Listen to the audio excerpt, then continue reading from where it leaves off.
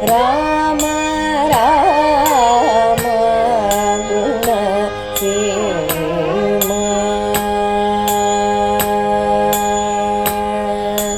ರಾಮ ರಾಮ ಗುಣ ಸೇಮ. ಶ್ರೀಮತೆ ರಾಮಾನುಜಾಯ ನಮಃ. ಕೂಜಂತಂ ರಾಮರಾಮೇತಿ ಮಧುರಂ ಮಧುರಾಕ್ಷರಂ ಆರುಹ್ಯ ಕವಿತಾಶಾಖಾಂ ವಂದೇ ವಾಲ್ಮೀಕಿಕೋಕಿಲಂ. ಪುಣ್ಯಾಂಭೋಜ ವಿಕಾಸಾಯ ಪಾಪಧ್ವಾಂ ತಕ್ಷಯಾಯ ಚ ಶ್ರೀಮಾನ್ ಆವಿರಭೂದ್ಭೂಮೌ ರಾಮಾನುಜ ದಿವಾಕರಃ ತೃಣೀಕೃತವಿರಂಚಾದಿ ನಿರಂಕುಶವಿಭೂತಯಃ ರಾಮಾನುಜ ಪದಾಂಭೋಜ ಸಮಾಶ್ರಯಣ ಶಾಲಿನಃ.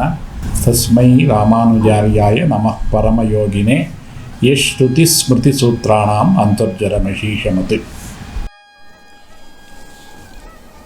ಸುಂದರೇ ಸುಂದರೋ ರಾಮಃ, ಸುಂದರೇ ಸುಂದರಃ ಕಪಿಃ, ಸುಂದರೇ ಸುಂದರಿ ಸೀತಾ, ಸುಂದರೇ ಕಿನ್ನ ಸುಂದರ. ಸುಂದರ ಕಾಂಡದಲ್ಲಿ ಹೀಗೆ ಎಲ್ಲವೂ ಸುಂದರಮಯ. ಹಿಂದೆ ರಾಮಕಥೆಯಲ್ಲಿ ನಾನು ಹೇಳಿದ್ದೆ, ಶ್ರೀರಾಮಾಯಣದಲ್ಲಿ 3 ಗ್ರಂಥಿಸ್ಥಾನಗಳು ಅಂತ. ಒಂದು ಅಯೋಧ್ಯಾಕಾಂಡದಲ್ಲಿ, ಅದು ಸುಂದರವಾದಂಥದ್ದಲ್ಲ. ಎರಡನೆಯದು ಅರಣ್ಯಕಾಂಡದ್ದು, ಅದು ಸುಂದರ ಅಲ್ಲ. ಮೂರನೆಯದು ಸುಂದರಕಾಂಡದ್ದು, ಅತ್ಯಂತ ಸುಂದರವಾದಂತಹ ಸನ್ನಿವೇಶ, ಸೀತಾರಾಮರ ಮಾನಸಿಕ ಸಮಾಗಮ ಆಗುವಂಥ ಕಾಂಡ ಈ ಸುಂದರಕಾಂಡ. ವಾಲ್ಮೀಕಿ ರಾಮಾಯಣದ ಎಲ್ಲ ಕಾಂಡಗಳಿಗೂ ಅದಕ್ಕೆ ತಕ್ಕಂತೆ ಹೆಸರಿದೆ. ರಾಮನ ಬಾಲ್ಯದಲ್ಲಿ ನಡೆದಂಥ ವೃತ್ತಾಂತಗಳಿರುವ ಕಾಂಡ ಬಾಲಕಾಂಡ ಎಂದಾಯಿತು. ಎರಡನೇ ಕಾಂಡ ಅಯೋಧ್ಯಾಕಾಂಡ. ಇದರಲ್ಲಿ ಅಯೋಧ್ಯೆಯಲ್ಲಿ ನಡೆದಂತಹ ವಿಷಯಗಳೆಲ್ಲ ಉಲ್ಲೇಖವಾಗಿದೆ, ಅದರಿಂದ ಅದು ಅಯೋಧ್ಯಾಕಾಂಡವಾಯಿತು. ಮೂರನೇದು ಅರಣ್ಯದಲ್ಲಿ ನಡೆದಂತಹ ಸಂಗತಿಗಳೆಲ್ಲದರ ವಿವರಣೆ ಇದರಲ್ಲಿದೆ, ಅದು ಅರಣ್ಯಕಾಂಡವಾಯಿತು. ಮುಂದೆ ಕಿಷ್ಕಿಂಧೆಯಲ್ಲಿ ನಡೆದಂತಹ ಘಟನೆಗಳನ್ನೆಲ್ಲ ಒಳಗೊಂಡಂತಹ ಕಾಂಡ ಕಿಷ್ಕಿಂಧಾಕಾಂಡ.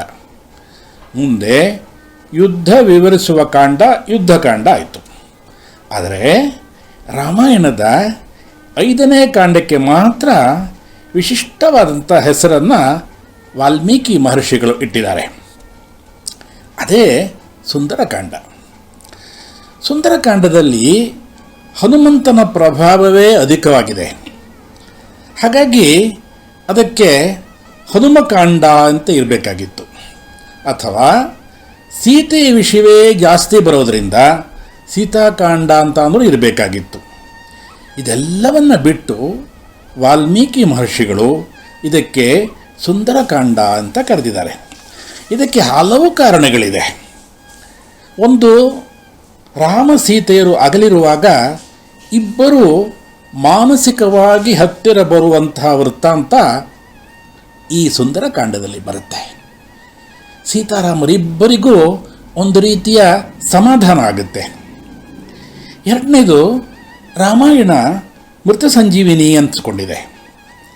ಸಾಯುವ ಸ್ಥಿತಿಯಲ್ಲಿರುವಂತಹ ಯಾರೇ ಆಗಲಿ ಈ ರಾಮಾಯಣವನ್ನು ಪಾರಾಯಣ ಮಾಡಿದರೆ, ರಾಮಾಯಣವನ್ನು ಕೇಳಿದರೆ, ರಾಮಕಥೆಯನ್ನು ಕೇಳಿದರೆ ಅದು ಬದುಕೊಳ್ತಾರೆ.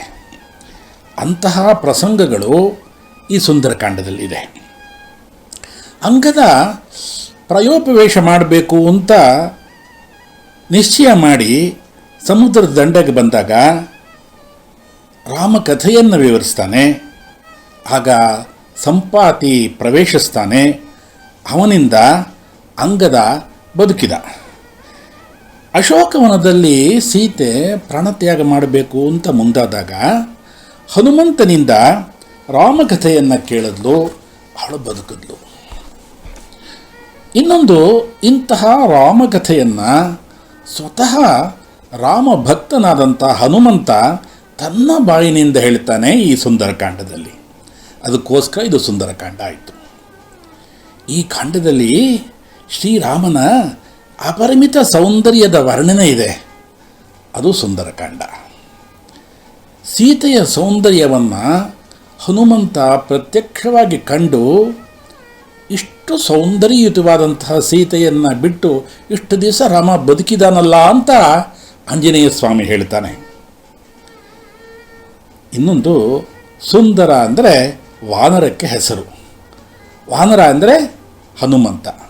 ಹನುಮಂತನ ಪ್ರಭಾವವೇ ಈ ಸುಂದರಕಾಂಡದಲ್ಲಿರೋದರಿಂದ ಇದಕ್ಕೆ ಸುಂದರಕಾಂಡ ಆಯಿತು. ಎಲ್ಲಕ್ಕಿಂತ ಹೆಚ್ಚಾಗಿ ಈ ಸುಂದರಕಾಂಡದಲ್ಲಿ ಆಚಾರ್ಯರ ಲಕ್ಷಣವನ್ನು